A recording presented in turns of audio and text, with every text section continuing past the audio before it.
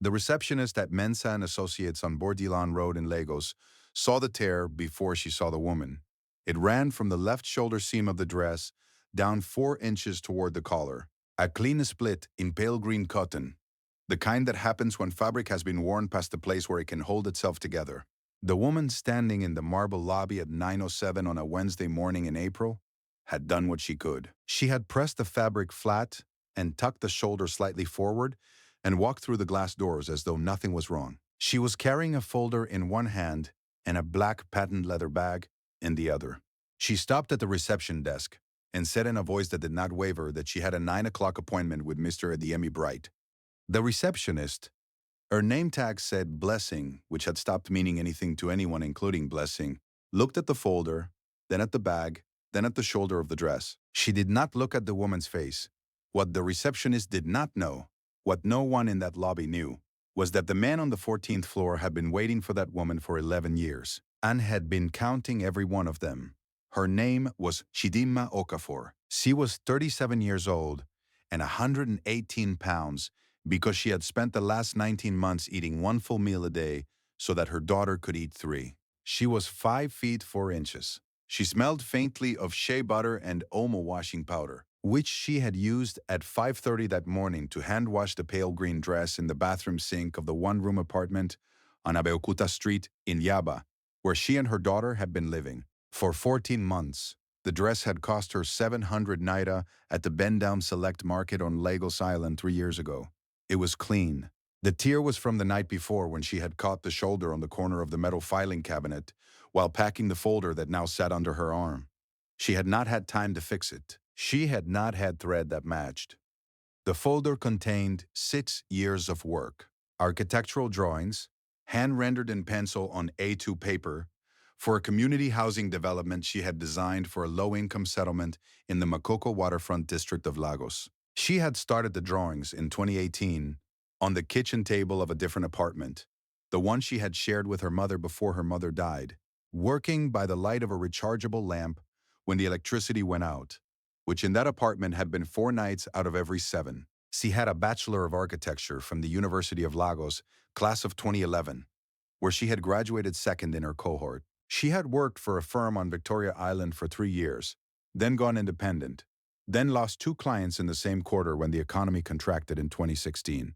The firm that had let her go was called Okafor and Sons, which shared her name but not her blood, a coincidence that had felt, at the time, like a joke she was not in on. She had one object in the patent leather bag, besides her phone and her wallet, which contained 4,200 naira and a prepaid bus card with 6 trips remaining.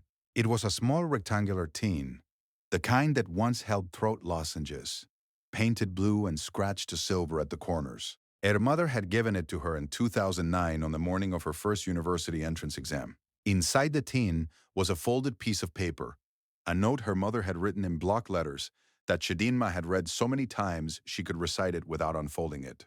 She touched the tin through the leather of the bag whenever she sat down in a waiting room. She had touched it 4 times already this morning. She was here because of a competition.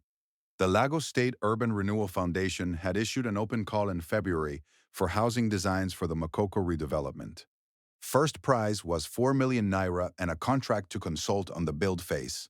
Chidinma had submitted her drawings in March and received a letter 2 weeks ago informing her that she had been shortlisted to the final 3 and was invited to present to the selection panel at the offices of Mensa and Associates, the private firm managing the competition. The appointment had been for 9 o'clock. She had left her apartment at 7:15 to allow for traffic. She had been standing in the lobby for 9 minutes. The receptionist picked up her phone. She was not calling upstairs. She was scrolling. Chidinma adjusted the folder under her arm, pressed the torn shoulder flat again, and said, clearly and without aggression, that she was slightly past her appointment time and would appreciate being announced. Blessing set the phone face down on the desk, blinked once, and reached for the intercom with the expression of someone completing a task they had not agreed to. The elevator had polished brass doors. Chidinma pressed 14 and watched her own reflection hold itself still on the way up. She pressed the tin. She did not take it out. The waiting area on the 14th floor had chairs upholstered in dark gray microfiber and a coffee table with a glass bowl of wrapped peppermints and a framed print of the Lagos harbor on the wall, taken from a distance that made it look calm. The other two finalists were already seated. One was a man in a navy suit with a leather document case across his knees. A principal architect at a firm in Lekki Phase 2 that had won a state government contract 2 years before, whose name she recognized from the industry newsletters she still read on her phone, even when she couldn't afford the print copies. The other was a woman in an Ankara print blazer who had a laptop open and was reviewing something on the screen without looking up. Both of them glanced at Chidinma when she came in. The man in the navy suit looked at the tear in her dress and then looked away with the careful neutrality of someone who has decided not to be involved. The woman in the Ankara blazer looked at the folder and then at Chidinma's face and gave a small nod. Chidinma took the chair nearest the window and placed the folder across her knees and looked out at the harbor.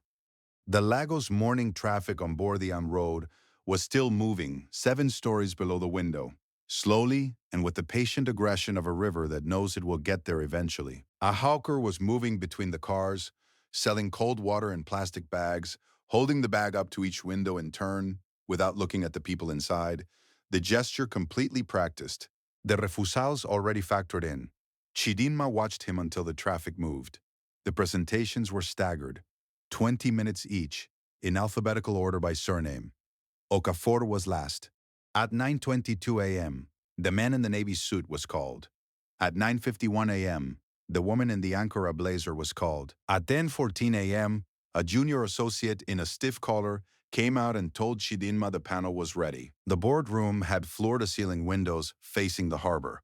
There were 6 people at the table. She recognized 2 of them from photographs she had seen online. A Lagos State Housing Commissioner, broad-shouldered, who had one hand flat on the table in front of him, and the managing director of the Urban Renewal Foundation, who had her reading glasses pushed up into her hair. The other 4 were people she did not know. A man in a dark suit who was writing something, a younger woman with a tablet, a gray-haired man who was leaning back in his chair and looking at the ceiling with the expression of someone on his 3rd presentation of the morning. At the far end of the table, slightly back from the others, was a man she had not expected. It was sitting with one ankle crossed over his knee, a glass of water on the table beside him, watching the door. He was in his mid-50s. It was wearing a white kaftan with no embroidery and a watch that she could see from the doorway was very old and not impressive. He had a face she had seen before. She could not, in that moment, place where. She introduced herself. She unfolded her drawings on the table. She began. She spoke for 17 minutes without notes. The drawings showed a development of 240 units across 3 building types: low-rise stacked, mid-rise connected, and single ground-level units for elderly residents, all built around a shared courtyard system she had adapted from traditional Yoruba compound architecture. Every unit had cross-ventilation designed for Lagos coastal humidity. Every building had a rainwater harvesting roof. The materials she had specified were all locally sourced and could be purchased from suppliers within a 40-kilometer radius of the site, which reduced transport costs and created local employment. The estimated cost per unit came to 1,840,000 nairs, lower than any comparable project on record in the state. She had spent 6 months calculating that number. She had visited Makoko 9 times, in different weather, at different hours. She had spoken to 43 residents. 2 of the panel members were writing. The commissioner was nodding. The man in the white kaftan at the end of the table had not moved. When she finished, there was a silence that lasted 4 seconds. And in those 4 seconds, the gray-haired man stopped looking at the ceiling and looked at the drawings instead. Then the managing director asked about the structural load calculations for the mid-rise units, and she answered with the precise figures from memory, because she had memorized them on the bus that morning between Yaba and Lagos Island, going over them the way you go over something you have already learned but want to feel solid beneath your feet before you step on it. Then the man at the end of the table said, "One thing. The courtyard in Block C, how wide is the clearance between the northwest corner and the secondary gate?" She looked at him. 4.2 meters, wide enough for a Lagos ambulance and 2 people walking side by side. He looked at her for 3 seconds. He wrote something on the pad in front of him. He did not speak again. She gathered her drawings. She touched the tin in her bag on the way to the elevator. If this story is already settling somewhere behind your chest, stay with it, because what happens in the next 48 hours is the reason this story exists. She was back in Yaba by 1 o'clock. Her daughter Ada was at school. She was 7 years old and had her mother's habit of choosing the front row without being asked, and her grandmother's habit of eating everything on her plate before she was told to. Chidinma made rice and tomato stew on the single-burner gas cooker, measured out the rice in the plastic cup she used, because it gave exactly the right portion for 2 people. And 80 at the table where her drawings used to live. The cleared surface was still unfamiliar after months of paper. She washed her plate. She sat back down. She waited. She did not hear anything that day. She checked her phone at 3 p.m. and at 5 p.m. and at 7 p.m. and told herself each time that it was too early, that decisions like this were made after the full review, that the 3-day window stated in the competition letter had not yet passed. At 9 p.m., she helped Ada with a maths worksheet at the same table and found, in the middle of explaining long division, that she was thinking about the clearance in Block C and whether she had stated the figure with enough certainty. And she told herself the figure had been correct, and that certainty was not the same as volume, and that she had been certain. She did not hear anything the next morning. She washed Ada's school uniform and hung it on the line that ran between the window and the nail in the exterior wall. She bought a sachet of Milo from the woman 2 doors down and made it with hot water because there was no milk. The sun on Abeokuta Street by 9 o'clock was already cutting through the louve blades of the window at the angle that made the room feel smaller. She moved the chair. By the afternoon of the second day, she made herself stop checking her phone every 40 minutes and went to help her neighbor Mama Titi carry water up from the ground floor tap. 4 trips. 4 yellow jerry cans. 2 at a time. The stairwell smelled of cooking and damp plaster, and something floral from a neighbor's air freshener that clung to the walls above the second floor. Movement was better than sitting. She had known this since she was 22 years old and had learned it again at 29 and was relearning it now at 37, the way some lessons require repetition before they stay. At 4:47 p.m. on Thursday, her phone rang. It was a number she did not recognize. She let it ring 3 times. Then she picked it up. The voice was the voice of a woman, professional, unhurried, who said she was calling from the office of Chief Emeka Nwosu and that the chief would like to speak with her in person. Tomorrow, if she was available. At the same building on Bordion Road, the voice paused to check whether she knew who Chief Emeka Nwosu was. Chidinma sighed she did. That was the partial truth.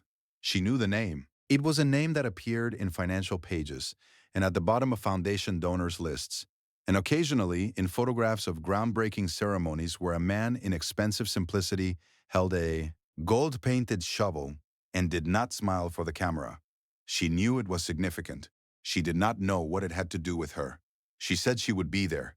She said 10 o'clock was fine. She held the phone in both hands after she ended the call and sat down slowly on the edge of the bed and looked at the wall. What she did not know, could not have known, was that the man in the white kaftan, who had said 6 words in the boardroom that morning, had gone back to his office afterward and sat alone for 40 minutes looking at the photocopy he had made of her courtyard, drawing for Block C, and that in that time he had not made a single call, which was noticed by his personal assistant, who had worked for him for 9 years and had never once seen him sit alone in his office for 40 minutes looking at a piece of paper. There was a reason for that. And the reason had a name that was not Chidinma's name, but was connected to hers by a thread that had been running through the city for 11 years without either of them knowing it was there. In Nili 99, Chief Emeka Nwosu had built his first residential project in Makoko, 48 units, 3 buildings, 1 shared courtyard. The contractor he hired cut the courtyard clearance from the specified 4 meters to 2.8 meters to save on concrete and recovered time on a schedule that had already slipped by. 6 weeks. Nwosu found out after the foundation pour, when the cut was already set and irreversible. He told the contractor to recalculate. The contractor told him that reopening the foundation would push the project past the bank's disbursement deadline and void the development loan. Nwosu had 3 other projects running. He signed the completion form. He told himself the narrower clearance met the minimum code requirement, which it did, by 11 centimeters. He told himself it was fine. 18 months after the project was handed over, a 9-year-old girl named Adese fell from the second floor of one of the buildings. The ambulance that responded could not fit through the courtyard gate. It took 22 minutes to carry her to where the ambulance could reach her.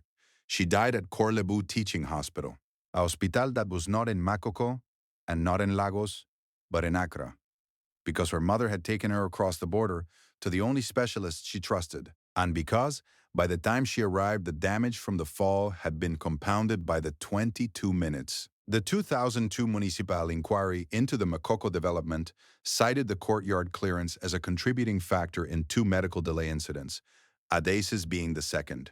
Her name appeared in the report on page 14. Chief Nosu had read that report on the day it was published.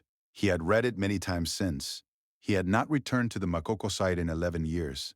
He had funded, in that same period, 47 community infrastructure projects across Lagos, Enugu, and Abuja, each of which required a written sign-off from him on the emergency access clearance before the first nail was driven. His personal assistant did not know why he was particular about this.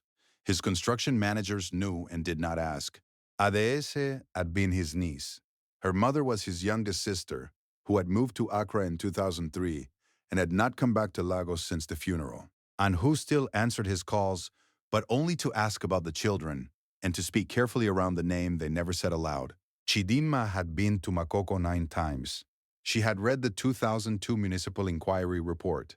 She had specified 4.2 meters. She had not known any of this when she drew it. She had known only that a child's life is not the thing to bargain with when you are calculating a gate. In the smaller meeting room the next morning, with the door closed and no panel and no framed print of the harbor on the wall, Chief Nwosu unrolled her drawing on the table between them and smoothed it flat and told her about the 9-year-old girl named Adese. He did not say the girl's name in a dramatic way. He said it the way you say the name of someone you carry, quietly, like it has weight. She listened.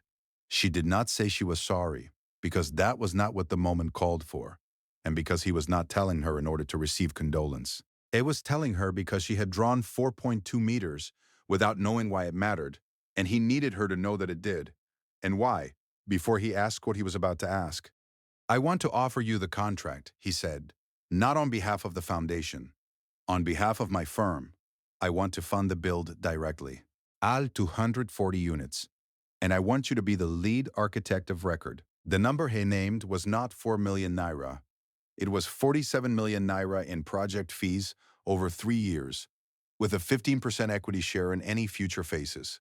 She kept her hands still on the table. She kept her face the way her mother had taught her.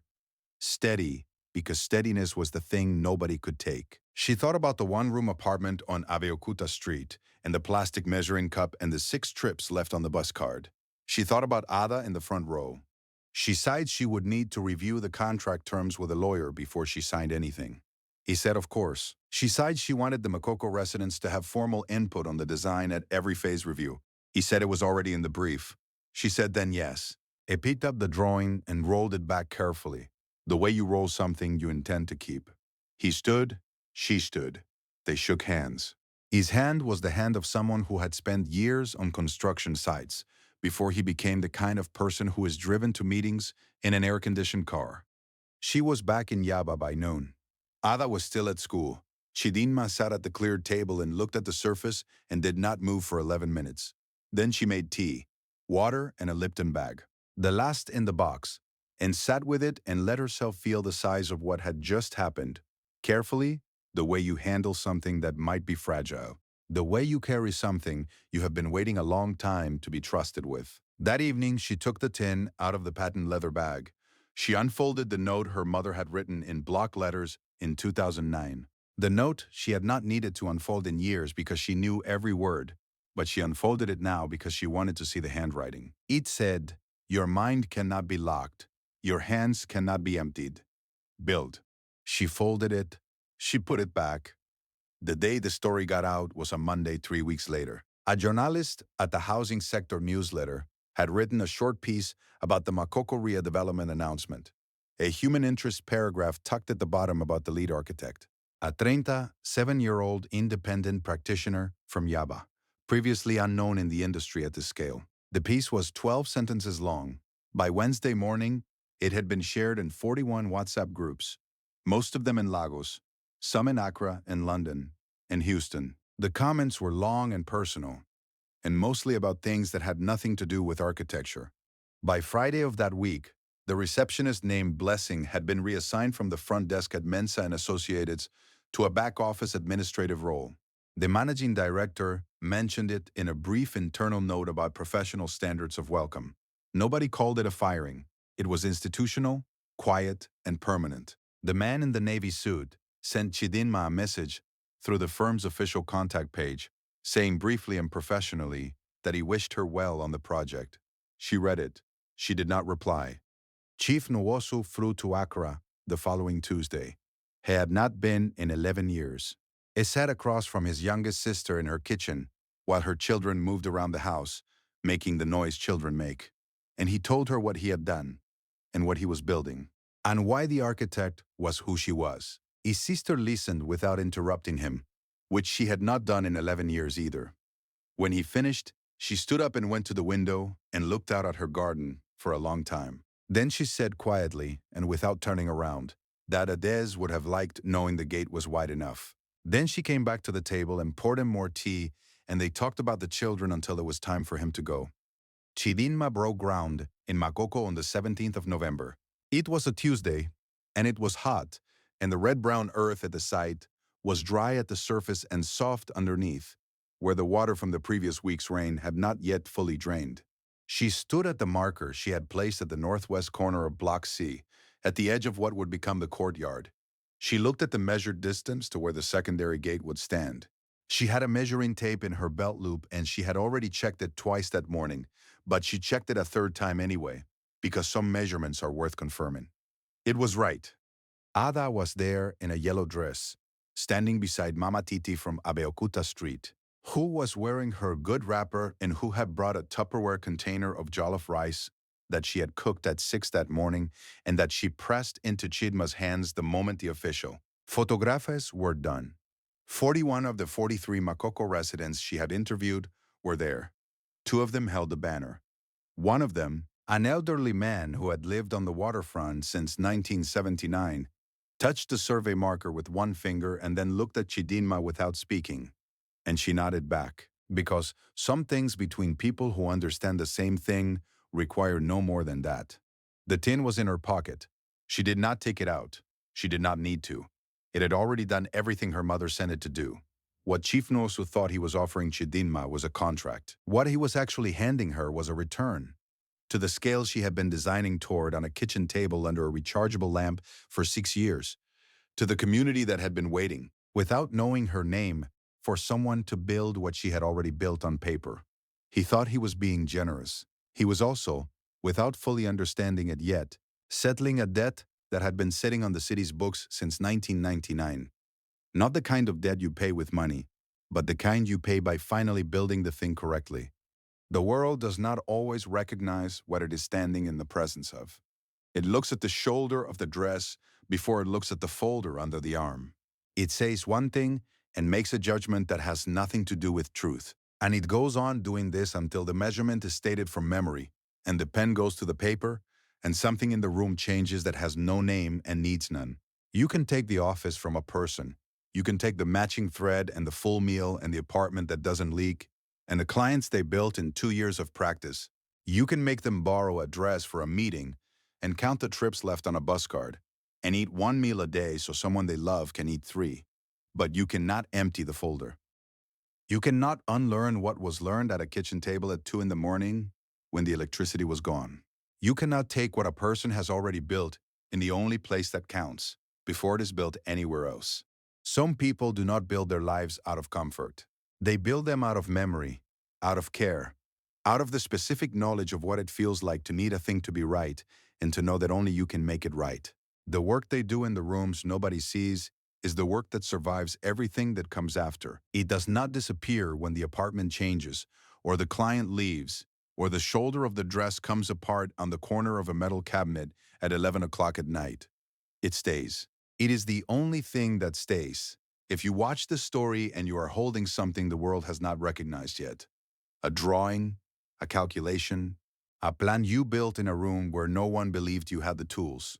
Here is what I want to ask you. What did you build in secret that is now ready to be seen? Not what do you wish you had built. Not what you are planning to build one day when the conditions are right. What did you actually build when nobody was watching, that you have been waiting for the right room to unroll? Leave your answer in the comments. I really want to read it. Subscribe for more stories about hidden strength, quiet power, and the people the world overlooks until they change everything. I'll see you in the next one.